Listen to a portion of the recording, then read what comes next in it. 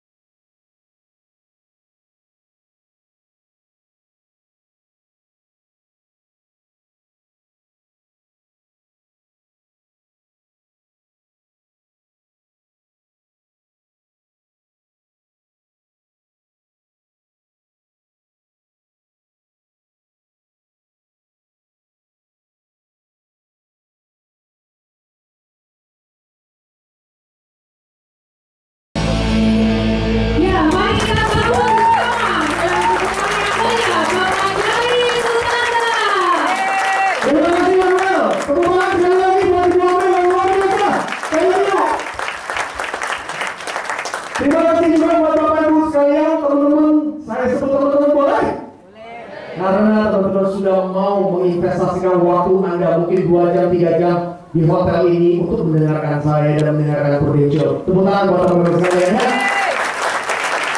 Itu waktu teman-teman sangat berharga, tapi kami jamin 2-3 jam yang teman-teman investasikan waktunya di sini pasti pulang mendapatkan pencerahan yang luar biasa. Oke ya?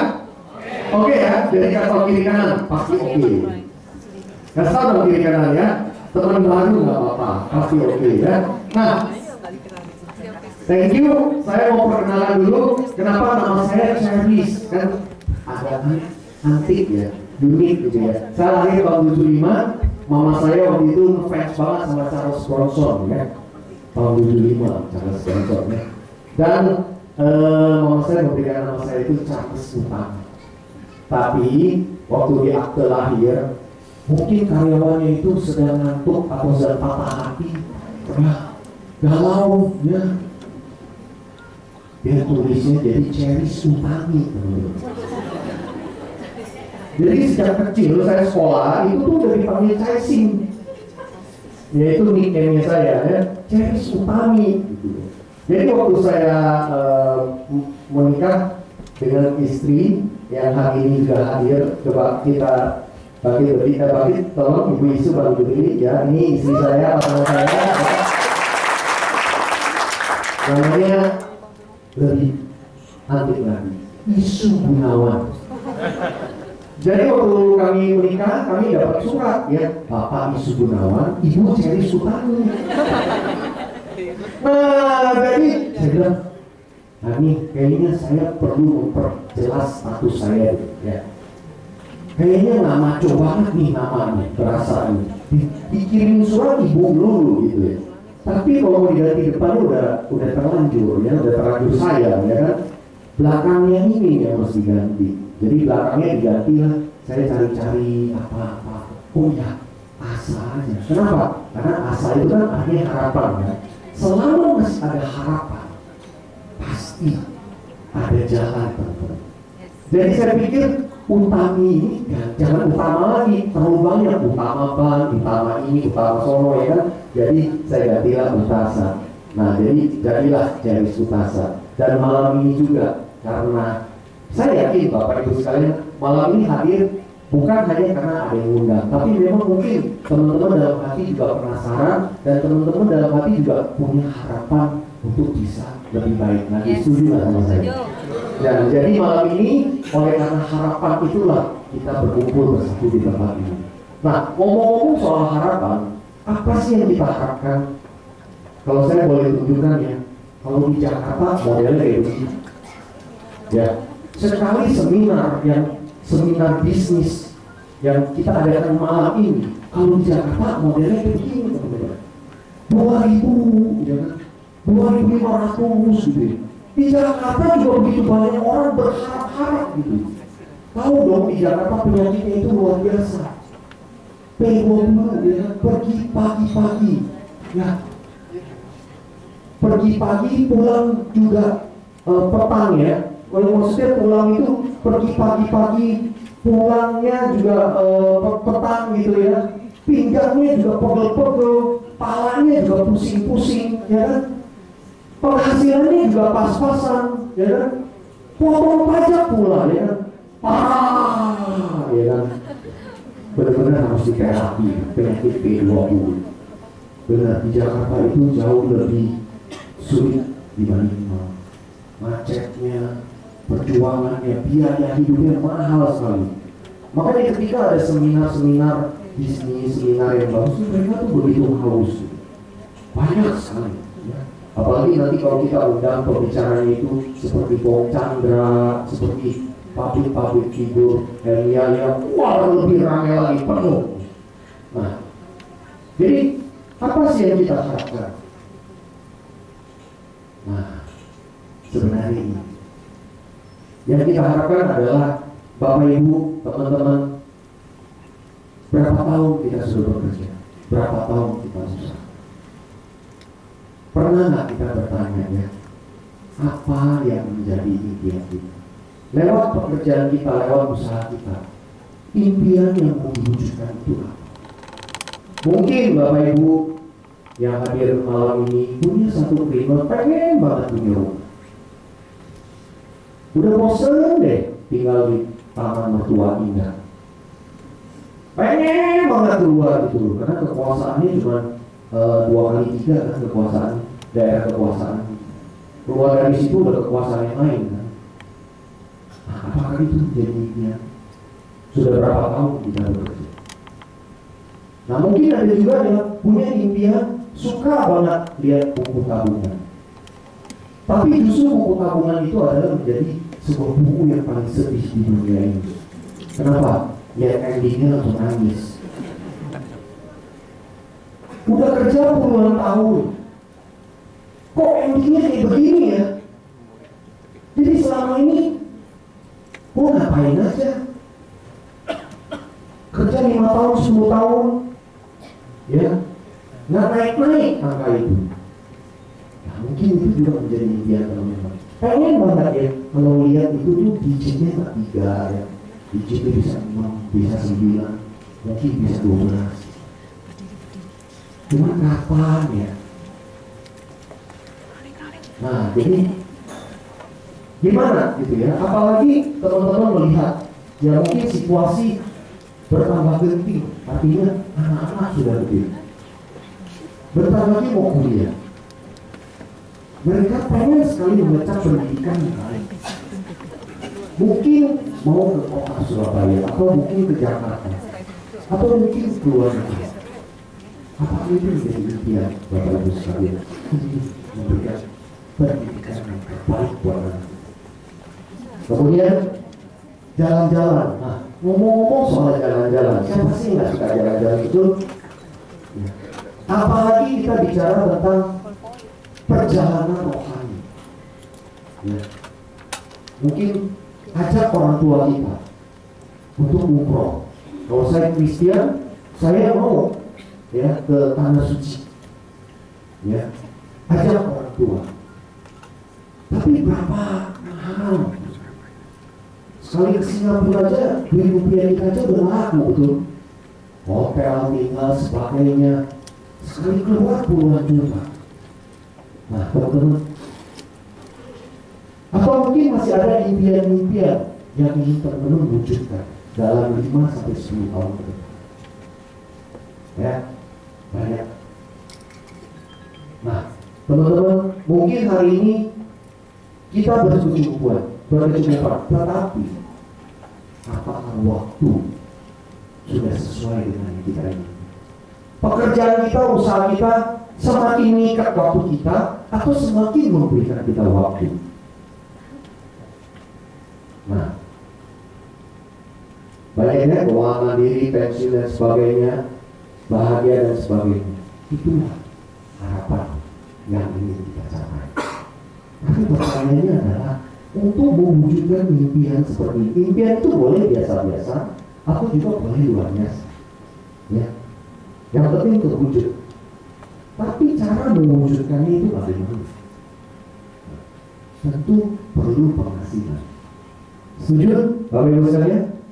Apakah impian itu bisa diwujudkan hanya dengan kita membayangkan saja? Nggak bisa. Ya, butuh yang namanya uang. Berapa penghasilan yang kita butuhkan untuk mewujudkan impian itu? Nah, saya mau tanya nih, karena pasarnya Mama dengan pasar Jakarta beda.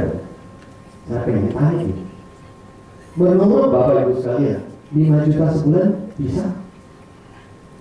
Karena di malam hidupnya, ya hidupnya murah ya, betul ya? Sangat murah ya, betul ya? Orang yang indah ya, tapi saya dengar teman, wah malam ini kulinernya mantep ya, kotanya indah, biaya hidupnya rendah, sehat dan sebagainya. Katanya ini malam ini adalah salah satu kota yang biaya hidupnya termurah di Indonesia. Betul nggak sih menurut? Nah, benar itu gosip atau kenyataan? Bagaimana teman-teman? 5 juta cukup Pak untuk mewujudkan impian kita? Ya cukup. Sama. Di Jakarta saya baru keluarin 5 juta, langsung diketahui. Hari ini 5 juta. Ini Pak Ceri sedang bercanda Pak, ya. Oke lah. Nah, kalau 10 juta oke nggak? Wah, udah diam. Di Jakarta mau ditawain lagi tuh. Dikit lagi ya. Jadi hansi ya. Tapi menurut teman-teman cukup nggak 10 juta? Karena ujung-ujungnya kita usaha, kita kerja, ujung-ujungnya happy end adalah kita lihat akhir bulan hasilnya apa, betul nggak? Hasilnya itu kita lihat 10 juta sebulan, nggak cukup. Berikutnya, nah 20 juta, gimana Bu? Bisa? Wah langsung itu bisa. Yakin Bu? Ya. Ya. Biaya hidup cukup. Apa? Oh, tingkah laku maksud lifestyle-nya. Salon, terus apa lagi? Jalan-jalan, keluar negeri shopping, ya kan? Ya, ya, kondangan, ya kan? Gimana kondangan mau kasih amplop berapa? Mau kasih amplop berapa kondangan? Ya, memang biaya hidup di Kota Malang rendah, tapi lifestyle-nya betul. Berapa kali ke Jakarta, berapa kali ke Singapura, beli rumah, beli ini, beli toko, beli emas, ya. Nah, tapi kalau malam ini kita hanya bahas 20 juta, betul ya teman-teman, terlalu biasa. Bagaimana dengan itu?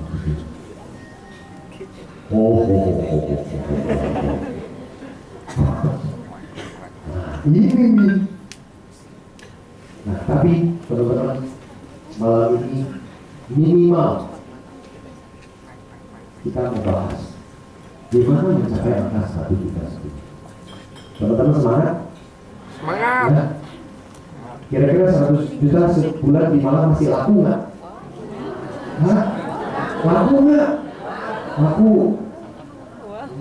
Bisa tiap hari makan rawon nguling ya?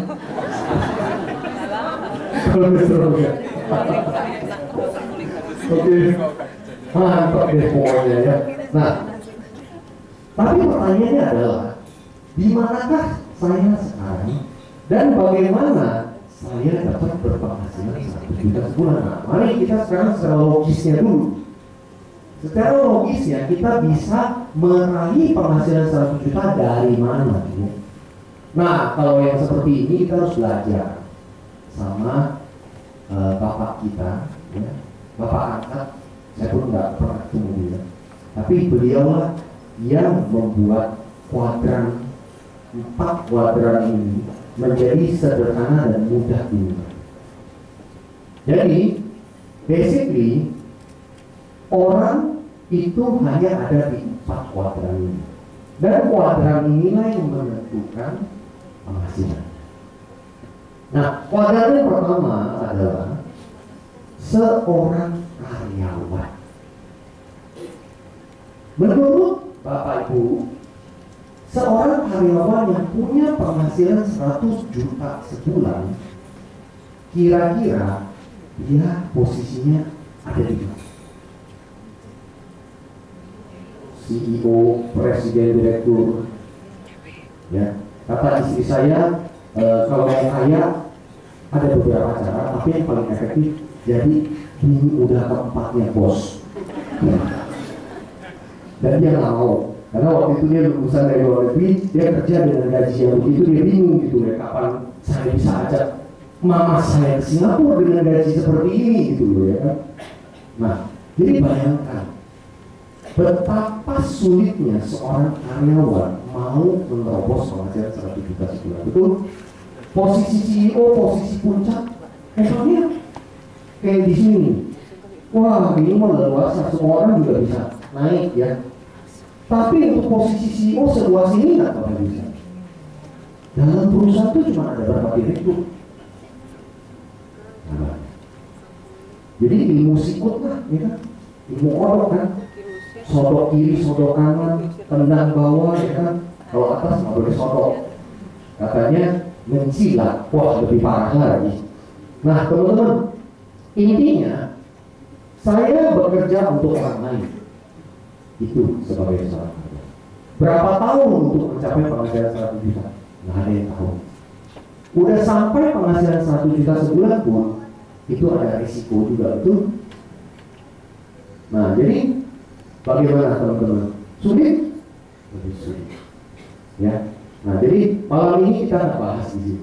Kalau bahas di sini, nanti selesai seminar ini pada nangis semua. Jadi kita jangan bahas ini ya. Jadi kita hanya tahu aja kuadran yang pertama untuk mencapai penghasilan 1 juta bisa, tapi harga yang dibayar itu mahal sekali. Dan posisi bersaingnya itu sangat kompetitif dan sulit untuk bisa memenangkan persaingan itu. Nah, bagaimana dengan yang kedua? Kuadran yang kedua ini adalah saya bekerja untuk diri sendiri, artinya saya punya usaha sendiri.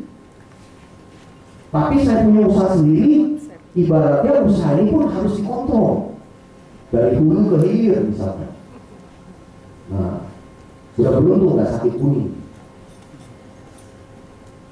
Ini kisah nyata ya, teman saya itu di pasar pagi, dia bisnisnya retail, umurnya lebih muda dari saya 2 tahun, tapi mukanya lebih tua 10 tahun dari saya. Saking sibuknya dia selalu telat makan. Sampai suatu hari dia jatuh sakit, levernya rusak, sakit lever. Nah teman-teman, kenyataannya dia bagus, penghasilannya bisnisnya oke, tapi bisnis ketergantungan bisnisnya kepada dia terlalu tinggi, akhirnya capek. Tapi satu sisi ya bisa punya penghasilan cukup baik. Cuma pertanyaannya, sebagai seorang wira swasta mau punya penghasilan 100 juta dari toko dia atau dari usaha dia, modalnya berapa? Besar sekali. Setelah udah punya modal dan sebagainya, setelah udah berjalan, pertanyaannya, bisnisnya itu bisa memberikan dia waktu lebih banyak. Nah, jadi kesimpulannya, kuadran di sebelah kiri itu hanya fokus mengejar uang, mendapatkan uang, tapi waktu belum tentu bisa. Ya, itu kesimpulannya, kuadran sebelah kiri. Bagaimana kita sekarang lihat kuadran sebelah kanan? Nah, ini beda. Seorang business owner jelas beda. Business owner Pak, ini pemilik bisnis. Berarti ada yang ngejalanin nggak? Ada. Makanya Bapak Ibu sekalian, Anda lihat kalau saat ini teman-teman lihat yang model franchise itu sebenarnya sudah seperti ini, pemilik bisnis. Jadi hari ini misalnya contohkan lagi yang gorengnya Mbok A, Mbok B, lalu ada emas A, emas B. Besok datang emasnya beda, minggu depan datang Mboknya juga beda, ya kan? Tapi rasa ayamnya sama saja. Nah, kenapa bisa seperti itu? Karena dia punya sistem. Artinya sistem itu bisa diduplikasi, ya. Tapi untuk memiliki sistem itu, kalau kita mau menciptakan sistem butuh waktu yang lama, setuju? Ya, kemudian juga mau memiliki sistem, membelinya terlalu mahal. Indomaret misalkan, Alfa 300-400 juta, sewanya berapa? Jadi satu gerai Alfamart aja itu bisa berapa duit? Satu gerai Dunkin Donat aja berapa duit? Mahal, gede sekali. Nah, cuma intinya sebagai business owner, orang lain bekerja untuk saya. Kenapa orang ini mau bekerja untuk saya? Karena saya punya sistem yang cukup, ya, punya sistem yang jelas, sehingga orang kerjanya bisa lama. Nah, itulah business owner. Jadi dia bukan hanya mengejar uang, tapi dia juga punya waktu. Nah, ada lagi yang lebih enak, yaitu investor. Jadi investor, dia nggak usah punya karyawan. Karyawannya adalah duit. Duit kerjanya berapa jam? 24 jam. Kalau di New York, dia bilang money never sleep. Betul ya? Lembur, gak masalah, ya. Dan kata leader saya, Harris, kamu tahu, ya, kalau kamu ngejar uang, pasti kamu kalah. Kenapa? Uang itu kakinya 4 gitu. Oh ya benar. Ya, kamu makin kejar dia lari gitu kan. Makanya jangan kejar uang, biar kamu yang kejar uang. Nah, coba sekarang kita lihat kaki kita ada berapa? 2, nggak ada 3 di sini. Kaki cuma 2. Kita mau kejar uang, capek. Makanya yang masuk leader saya adalah posisi yang penting. Jadi kalau sebagai investor, menurut Robert Kiyosaki, seorang investor siapa? Dia yang punya tunai 5 juta US dollar. Berarti kalau dikalikan, katakan, oh sekarang berapa? 10.000. Berarti dia punya berapa M? 50 M. Kalau dia punya 50 M, tunai, dia dimanapun dunia ini bisa hidup. Kenapa? Karena uangnya bisa bekerja untuk itu. Ya, contoh kalau di Malang ini teman-teman punya rumah yang dikos-kosin, oke nggak? Oke kan? Yang bulan ada duit yang dapat, betul? Bisa nolak kan duit itu? Nggak bisa. Ya, nggak bisa. Enak nggak kalau duit otomatis datang kita tolak pun dia nggak mau. Kita udah nolak-nolak nih duitnya, tapi tiap bulan tetap datang, oke nggak? Nah, tapi sekarang kita ada di mana sekarang? Nah, saya kasih contoh yang lebih jelas lagi kepada teman-teman sekalian. Ada yang suka minum Coca-Cola di sini? Ngaku. Nggak ada yang ngaku. Teman-teman tahu nggak ya, Coca-Cola itu diproduksi di pabrik yang sama, formula yang sama, ya, kaleng yang sama, rasa yang sama. Tapi kalau Coca-Cola ini yang satu dikirim ke Alfamart, yang satu dikirim ke Hotel Bintang 5. Apa yang membuat mereka beda? Harga. Ya. Kenapa harganya berbeda? Tempat. Karena tempatnya. Betul? Betul, bagus sekali. Ya, jadi Coca-Cola ini sama nggak? Sama. Tapi harganya beda karena tempatnya beda. Sama, saya kembali lagi. Bapak Ibu sekalian, hari ini kalau kita mau punya penghasilan kita maunya 100 juta sebulan. Masalahnya utamanya adalah tempatnya ada di mana. Tempat itu menentukan penghasilan.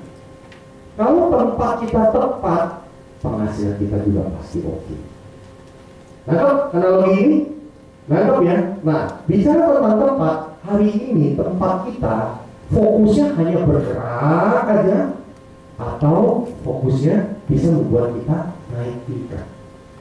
Nah, coba deh tanya diri sendiri. Tanya dengan diri sendiri. Sudah bertahun-tahun Bapak Ibu bekerja maupun usaha, ya. Kira-kira pekerjaan yang Bapak Ibu lakukan, usaha yang Bapak Ibu lakukan, itu seperti orang bergerak aja. Kalau orang bergerak, itu saya kan, waktu saya kursi badan kan saya suka treadmill kan. Ya, teman-teman tahu, treadmill itu nggak kemana-mana loh, betul ya? Tapi capek loh, keluar keringat loh, setengah jam, ya kan? Ya, betul teman-teman? Ya, tapi kemana? Ada kemana? Udah, stop aja di situ. Jadi teman-teman, hari ini Bapak Ibu udah kerja berapa tahun? Kalau penghasilannya tidak naik sesuai dengan impian Bapak Ibu sekalian, mau ngapain lagi di situ? Kok nggak diterusin kan mau bergerak kok, betul nggak? Kalau hari ini Bapak Ibu sekalian, Anda mau pilih yang hanya bergerak aja atau mencapai sesuatu? Ya. Bergerak aja atau mencapai sesuatu? Mencapai sesuatu. Ya. Nah, kalau menghitung waktu dengan income, ini hanya survei ya, survei yang menurut saya ini hanya survei secara umum aja.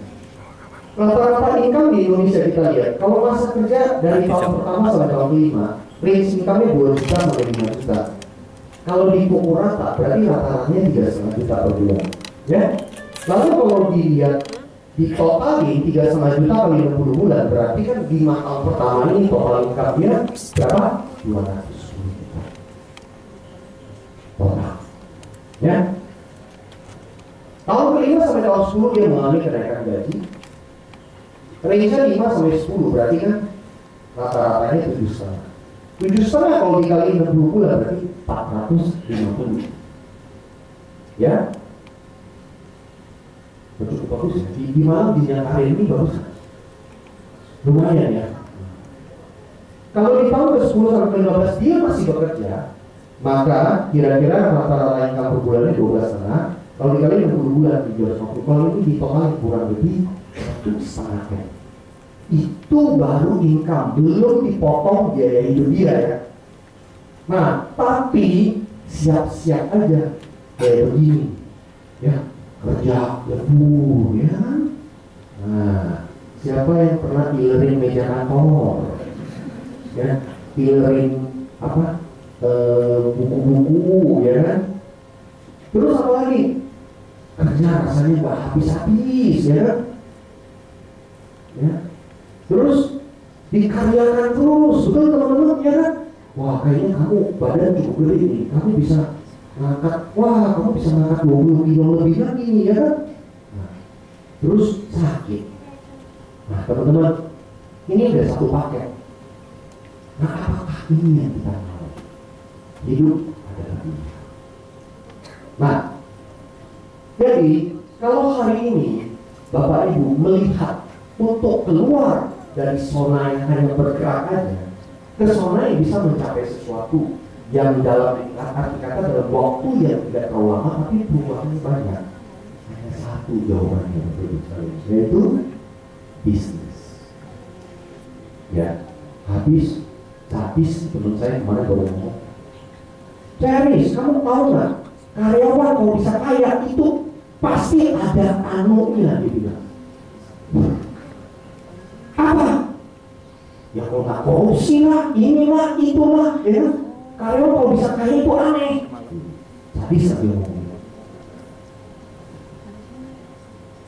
Nah jadi teman-teman, Bapak Ibu sekalian, kalau kita mau keluar dari zona yang hanya fokusnya banyak bergerak, yaitu kita pilih dari bisnis.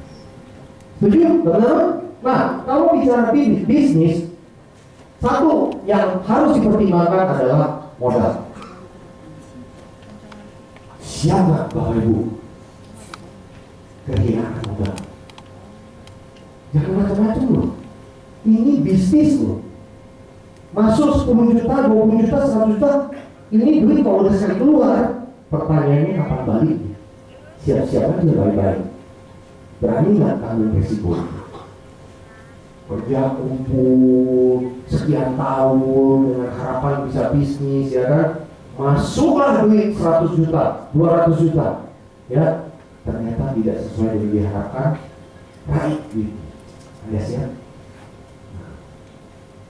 Banyak orang kaya tapi dia kasih. Kenapa? Ya begitu. Hidup di luar itu memang keras. Gak selalu seindah yang dibayangkan, betul?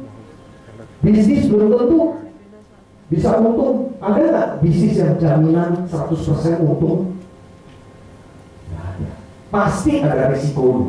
Makanya begitu banyak orang tetap memilih sebagai karyawan atau bisnis konvensional yang lebih ini, ya risiko yang lebih kecil, ya. Kenapa? Karena dia nggak berani menghadapi risiko. Makanya jadi kebanyakan orang tetap stay di kuadran sebelah kiri. Kedua, sistem. Ini tantangan yang kedua, yaitu apakah bisa diduplikasi. Setelah kita dagang, apakah bisa diduplikasi? Yes, bisa. Tapi ternyata setelah bisa diduplikasi, karyawan kita nggak jadi saingan kita. Karyawan kita udah pintar keluar bikin, betul nggak? Jadi kita selalu harus kerja lagi. Urusannya masuk keluar, masuk keluar, masuk keluar. Nah ada juga yang bisnis yang nggak bisa diduplikasi, itu harus selalu mengandalkan kita. Itu menjadi pertimbangan. Dan yang paling penting poin ketiga adalah untungnya berapa. Sekarang kalau kita udah keluar resiko, udah keluar modal, ya kan, udah pikirin ini, pikirin bikin sistem ini, ya kan, ujung-ujungnya untungnya berapa? Kalau untungnya cuma 10%, 20%, capek nggak sih teman-teman? Ya, nah akhirnya kalau untung dulu handphone bisa dagang 1 unit mungkin bisa 100.000, mungkin ya 200.000. Sekarang karena saingan misalnya, satu handphone untungnya berapa? Saya pernah tanya loh sama teman saya yang jual handphone itu. Jadi main kuantitas aja gitu. Nah teman-teman, kalau hari ini ada sebuah bisnis, ya seperti ini, modal uangnya ini berapa Pak Ceris? 2M. Wah, jangan pingsan dulu. 2M itu maksudnya satu materai dan satu mulut. Ya, modal minimal aja gitu ya kan. Teman-teman tadi lihat kan salipan saya ya kan, Modal minimal aja, ada mobil ya bersyukur, ada mobil ya jalan, ya kan. Terus kedua, sistemnya sudah terbukti. Ya, karena tantangan pertama paling penting duit sih sebenarnya. Kalau hari ini bisa mulai bisnis tanpa modal yang besar, berarti jalan sudah terbuka. Ya teman-teman, satu hambatan ini sudah kita lewati. Yang kedua adalah sistem yang sudah terbukti. Jangan hanya sistem, ngomongnya sistem gitu ya, tapi belum terbukti. Ya susah lah kita jalaninya, betul? Hanya ngomong doang gitu ya, tapi buktinya mana gitu. Nah, sistem sudah terbukti. Pertama, sistem itu harus ada jenjang karir. Artinya apa? Ada sesuatu yang jelas, transparan, seperti Bu Amel tadi ngomong, transparan, terbuka, nggak ada yang ditutup-tutupi. Ada sebuah kepastian. Tahun pertama, tahun kedua, tahun ketiga itu bagaimana? Terus kedua, harus ada training. Namanya sistem, berarti kan adanya penduplikasian, betul kan? Harus ada training dan harus ada motivasi. Nah, training dan motivasi ini yang kita sebut budaya yang ada di Prudential itu tidak ada di tempat. Hari ini Bapak Ibu bisa mendengar kami dari Jakarta sharing. Betul? Malam ini apakah Bapak Ibu adalah partner bisnisnya kami? Bukan kan? Sebelumnya kita kenal nggak? Nggak kenal, betul? Tapi hari ini kenapa kami ada di sini? Karena kami mau berbagi. Betul? Dan di kantor kami banyak teman-teman yang juga datang ke kantor kami berbagi. Itu yang namanya budaya yang sangat bagus. Saling berbagi, saling mendukung. Nah, ini motivasi itu penting sekali, harus jalan. Nah, training jalan. Teman-teman tahu biaya training itu mahal sekali. Tapi karena sudah sistem, itu sudah di-provide. Kalau hari ini teman-teman mau training seorang staff aja, pusing nggak sih? Ya, betul. Apalagi teman-teman mau training 10 staff, 20 staff gitu. Di sini training sudah ada, sistemnya sudah ada. Teman-teman bisa keluarkan biaya untuk training staff Anda ataupun partner bisnis Anda. Ya, kemudian contoh suksesnya banyak. Nanti saya akan tunjukkan. Dan yang paling penting, oke lah Pak, itu semua udah oke lah. Yang paling penting, berapa untungnya? Ya, itu ya ujung-ujungnya ya. Nah, saya akan tunjukkan ada jaminan sukses 100 juta sebulan. Tapi ada bintangnya ya. Ya, makanya kalau baca sesuatu itu jangan hanya sekilas. Ingat bintangnya apa? Bintangnya itu ya kita harus kerja, harus menjalaninya, harus berproses. Kalau kita mau menjalaninya, ikuti sistemnya dan prosesnya, baru ada jaminan 100 juta sebulan. Nah, caranya bagaimana? Nah, saya akan ambil contoh ya. Mungkin saya akan memilih Bapak yang pakai baju hijau ini. Kita kasih tepuk tangan dulu ya. Itu lah resikonya Pak, kalau pakai baju terlalu terang ya. Silakan maju ke depan Pak. Bapak menarik perhatian sih ya. Kenalan dulu Pak ya, kenalan dulu. Ya, nggak apa-apa. Ya Pak, silakan pakai mic saya. Bapak perkenalkan nama ya, Bapak aslinya dari mana supaya teman-teman bisa lebih dekat sama Bapak. Oke, selamat malam Bapak Ibu semua. Selamat pagi semuanya. Perkenalkan nama saya lengkapnya Gangsar Wijanarko, biasa dipanggil Gangsar. Saya barusan resign dari sebuah perusahaan retail nasional, dari perusahaan Hypermart pertanggal 13 kemarin, dengan level terakhir saya adalah seorang manajer departemen. Kenapa saya resign dari perusahaan tersebut? Saya sudah bekerja selama 11 tahun 9 bulan dan sudah beberapa kota yang saya jelajahi, dan hasilnya adalah sama. Saya selalu kerja dikejar-kejar target, dan target selalu target yang harus saya utamakan.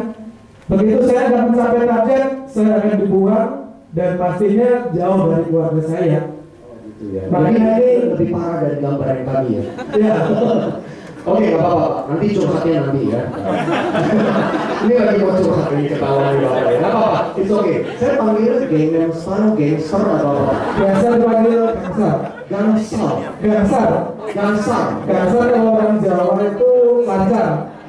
Lancar. Semuanya biar lancar. Oh, semuanya bisa lancar. Tepuk tangan buat Pak Gangsar. Ya. Luar biasa. Saya ada sih temennya Gamapan, bukan Ganam. Oke. Saya anggap aja saya baru berkenalan dengan Pak Gangsar. Ya. Atau mungkin kita juga adalah sebagai teman. Tapi intinya setelah ngobrol-ngobrol, namanya kan yang penting bisnis ini kita harus proaktif untuk senyum, ya, menyapa, ramah, sehingga tuh kita itu bisa berkenalan dan proaktif gitu ya. Kayaknya chemistry ada, kayaknya ngobrol enak gitu ya, baru kita minta pendapat. Jadi bisnis ini adalah kita ketemu orang lalu minta pendapat. Setelah saya ngomong-ngomong Pak Gangsar sudah berkeluarga kan? Punya berapa putra putri? Alhamdulillah sudah baru 1 putra. Oh, 1 putra ya. Bentar lagi nyusul. Masih menyusun rencana dulu. Wah, harus di planning ya Pak ya. Wah, luar biasa. Oke Pak. Ini saya punya satu tabungan yang bagus buat keluarga. Tentunya Bapak sudah punya keluarga dan punya anak, pasti Bapak juga peduli terhadap masa depan mereka ya. Betul. Nah, saya boleh nggak minta pendapat Pak Gangsar 5 menit? Dapat masalah apa Pak? Nah, tentang tabungan yang saya akan ceritakan. Boleh ya Pak ya, 5 menit? Boleh. Ya oke, 5 menit ya. Jangan ngomong 10 menit, 20 menit, setengah jam ya. 5 menit saja. Oke, Pak, yuk kita lihat di sini. Nah, Pak Gangsar, kita kan sama-sama kerja. Bapak kerja ya? Kerja ya Pak ya? Saat ini masih dalam kondisi pencarian. Iya, kerja ya. Iya, iya Pak, ya. Pak, ya. Bapak curhatin nanti aja Pak. Ya. Pak, kita kan sama-sama kerja ya, usaha ya. Apa sih yang kita cari? Pasti kita ujung-ujungnya uang kan? Nah, betul. Nah, waktu kita mendapatkan penghasilan ini, pertama pasti deh, udah pasti kepakai sama biaya hidup, betul ya Pak Gangsar ya. Nah, tapi apakah sampai di sini saja tangga kita? Enggak dong, tidak. Kita kan pasti ingin ada surplus yang kita tabungi.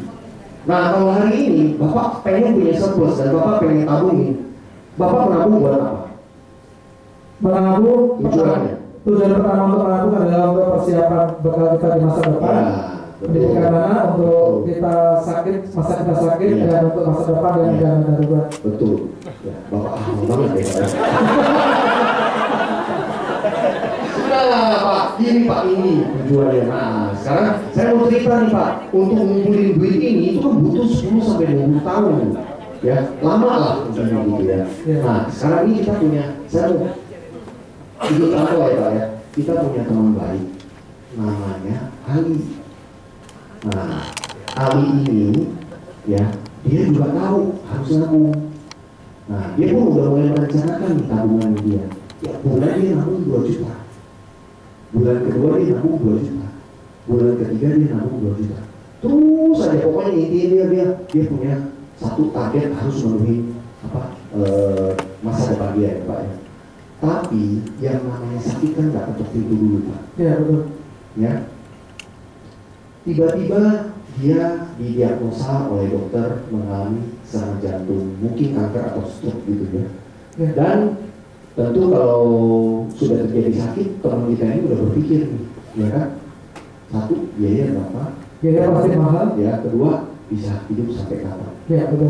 Ya, nah dokter langsung keluar 300 juta. Nah, waktu keluar 300 juta ini pusing pemikirannya. Kenapa? Dia harus mikirin dari mana keluarin 300 juta ini. Pasti kalau ada tabungan dia pakai tabungan. Kalau usaha dia pakai modal usaha. Lalu kalau nggak cukup dia akan jual yang dikit. Kalau nggak ada yang dijual lagi, maka dia akan jual. Dan solusi ini dia lakukan, ya kan? Solusi dia lakukan, ya hanya baru untuk menutup biaya sakit. Belum yang lain-lain lagi. Masalah Masalah ya. Sangat masalah, Pak. Nah, sekarang kita lihat teman kita satu lagi, namanya Pak Budi. Nah, Pak Budi dia lebih siap. Artinya dia nabung bukan hanya di bank, tapi dia pun punya perlindungan, dia asuransi. Dia nabung 2 juta. Bulan ke-4 terjadilah sakit. Pada saat terjadi sakit butuh 300 juta, dari perusahaan asuransi ini memberikan 300 juta. Kebantu dong? Ya, Bang. Ya? Nah, tapi masalah timbul karena belum tentu dia bisa kerja lagi. Penghasilannya berhenti, tabungannya juga berhenti. Padahal biaya hidup kan nggak boleh berhenti. Ya, betul, Pak. Kemudian pendidikan anak juga nggak boleh berhenti. Lalu biaya pengobatannya masih berjalan. Pertanyaannya adalah apakah bank bisa membiayai ini semua? Pasti nggak bisa. Jadi solusinya sangat matang. Nah, bagaimana dengan si C ini? Nah, C ini caris lah ya, cari saja ya. Nah, teman kita ini caris ya, dia tabung plus ada proteksi, 2-in-1 namanya. Bulan pertama dia nabung 2 juta, bulan kedua 2 juta, bulan ketiga, di bulan keempat terjadilah kondisi kritis. Nah, dari tabungan 2-in-1 ini bisa segera menurunkan dana 300 juta. Ini udah pasti kebantu. Nah, tapi kita lihat kemampuan dia menabungnya udah pasti berkurang. Bahkan dia sulit untuk menabung lagi. Tapi dari rekening tabungan ini dia bilang apa-apa. Ya, jadi mulai dari sekarang Bapak tidak perlu menabung lagi karena Bapak telah menjadi nasabah VIP dan mengambil program yang speknya paling baik ya, di tempat kami. Kami akan mentransferkan tiap bulan 15 juta. Itu sudah seperti penghasilan ini. Ada proteksi terhadap penghasilan ini. Ditabungi sampai kapan? 15 juta setiap bulan dong. Pasti tanya dong, ya kan? Sampai kapan? Ya, sampai usia 55. Loh, kalau saya bisa bekerja lagi bagaimana? Ya, sama Pak. Bapak bisa bekerja lagi, tetap kami transferkan 15 juta. Ini yang kita sebut krisis income. Ya, di mana ada krisis income, kami yang akan mentransferkan income itu. Nah, menurut Pak Gansar ya, dari ketiga solusi ini mana yang terbaik untuk keluarga? Kalau menurut saya pasti yang di Tujuan ya, tabungan dan proteksi. Ya, Pak, kalau ada tabungan yang sebagus ini, Bapak pengen ya tahu lebih banyak dan pengen untuk keluarga Bapak memiliki tabungan. Pasti ingin tahu lebih banyak. Pasti ingin tahu lebih banyak ya. Siap Pak. Ya, saya akan ketemu Bapak lagi. Bagaimana kalau besok saya ketemu Bapak di rumah, bisa ketemu dengan Ibu juga? Boleh. Siap Pak. Terima kasih Pak. Oke, tepuk tangan buat Pak Gansar ya. Intinya bisnis kita itu menyampaikan informasi ini. Karena informasi itu bisa momennya pas sampai ini. Momennya pas ya nanti aja, betul ya. Bisnis kita bisnis informasi. Teman-teman lihat sekarang bisnis informasi bagus nggak? Berkembang nggak? Bisnis kita ujung-ujungnya memang benar informasi, menyampaikan informasi. Makanya tadi saya bilang modalnya berapa M? 2M. Satu materai untuk syarat jadi admin. Kedua, satu mulut. Sampaikan informasi. Karena bisnis kita ini adalah di mana kita punya misi membantu Pak Gansar ini mencapai keuangan yang lebih aman dulu. Ya, melindungi dulu asetnya, tabungan dia, ya kan, diprotek dulu. Baru nextnya membantu dia mencapai tujuan keuangan dia. Oke nggak Bapak Ibu sekalian? Kalau bisnis informasi kita menyampaikan informasi, bukan saja informasi, ini solusi loh keuangan. Bagus nggak Bapak Ibu sekalian? Simple kan? Ya, nggak pusing. Yang penting di mana orang masih butuh makan, masih butuh sekolah, masih butuh belanja, masih butuh untuk menabung, dia pasti butuh solusi. Ya, nah teman-teman, hari ini Prudential boleh berbangga Prudential boleh menunjukkan bukti bahwa setiap hari dia membayarkan klaim kurang lebih 11 miliar. Kalau hari ini sebuah perusahaan yang bisa bayar klaim 11 miliar, menurut teman-teman perusahaan ini oke? Oke. Oke sekali. Jadi kita tenang.